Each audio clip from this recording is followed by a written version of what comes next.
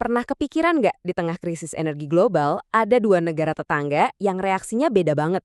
Satunya Filipina, panik luar biasa. Satunya lagi Indonesia, malah kelihatan santai banget. Nah, yang bikin aneh, alasannya tuh sama sekali nggak kayak yang kita duga. Yuk, kita bongkar bareng-bareng. Coba deh lihat kontrasnya.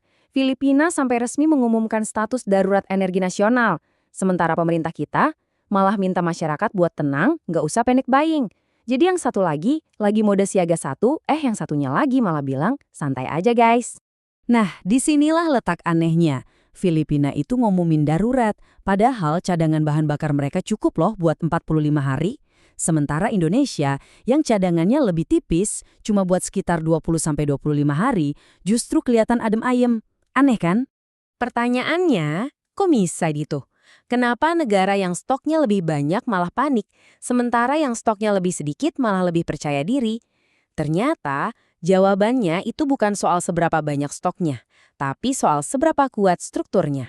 Oke, kita masuk ke alasan yang pertama. Jadi, ini semua bukan tentang jumlah stok di tangki, tapi tentang fondasi sistem energinya. Lebih tepatnya lagi, seberapa beda tingkat ketergantungan kedua negara ini ke satu sumber minyak aja. Kayaknya nih, Indonesia udah belajar banget dari krisis-krisis minyak di masa lalu. Sekarang, kita tuh cuma impor sekitar 20% minyak mentah dari Timur Tengah. Wilayah yang, ya kita tahu sendiri, sering banget ada konflik. Ini langkah yang pinter banget. Terus yang 80% lagi datang dari mana? Nah, ini dia kuncinya. Indonesia nyebar telurnya ke banyak keranjang. Kita beli minyak dari berbagai negara. Ada dari Amerika, Nigeria, Angola, bahkan sampai Brazil. Artinya apa? Kalau satu pemasok ada masalah, kita nggak langsung mati gaya. Sekarang kita bandingin sama Filipina. Hampir semua minyak mentah mereka, tepatnya 98%, itu datang dari satu kawasan doang, Teluk Persia. Kebayangkan betapa rentannya posisi mereka. Ada satu konflik kecil aja di sana, bisa langsung memutus nadi energi seluruh negeri. Inilah sumber utama kepanikan mereka. Lanjut ke alasan kedua, dan ini nih yang benar-benar jadi pembeda utama. Apa itu? Kemampuan buat ngolah minyak mentah jadi BBM di negara sendiri. Disinilah Indonesia punya semacam senjata rahasia. Gini, cara kerjanya simple. Stok minyak mentah kita emang mungkin cuma buat 25 hari. Tapi kita punya kilang-kilang minyak raksasa sendiri. Jadi, selama kilang ini jalan terus, pasokan bensin dan solar di SPBU juga bakal terus ngalir.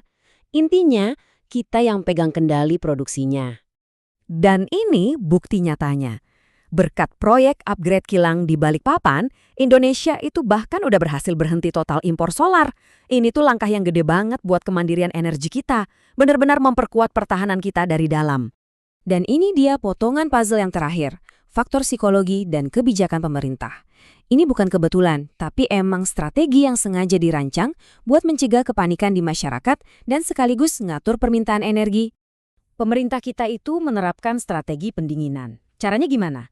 Pertama, mereka terus-terusan ngasih jaminan ke publik kalau stok itu aman.